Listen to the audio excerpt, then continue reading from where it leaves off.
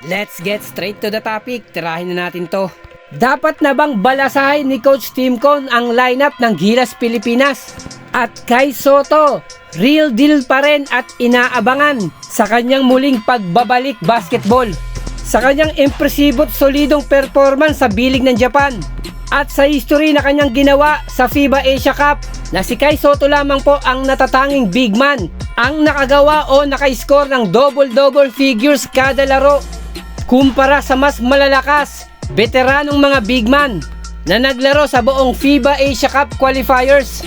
Kahit nga po nagtamo ito ng isang ACL injury, factor pa rin yung kanyang edad at masasabi pa rin natin na isang real deal itong si Kai Sotto sa buong Asia at ganun din po sa buong basketball world. Katulong yung makabagong teknolohiya, siguradong mapapadali yung pagbabalik ni Kai Sotto sa mundo ng basketball. Kita rin naman natin yung magandang development at progress ni Kai Sotto.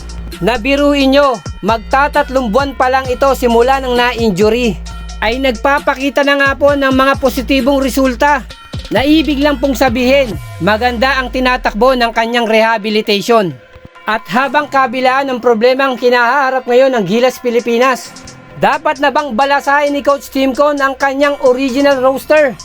O i-consider yung mga suggestion at ilang option dahil malaking problema yung pagkaka-injury ni Justin Brownlee at yung pagiging positibo muli sa ipinagbabawal na substance itong si JB.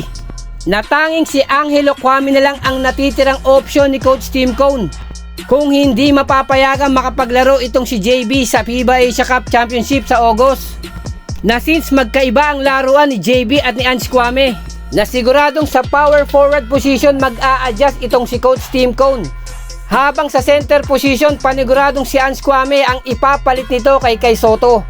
At yung tanong, sino po ang pupuno sa iiwanang posisyon ni Justin Brownlee if ever na hindi siya papayagan ng FIBA na makalaro sa FIBA Asia Cup Championship sa August?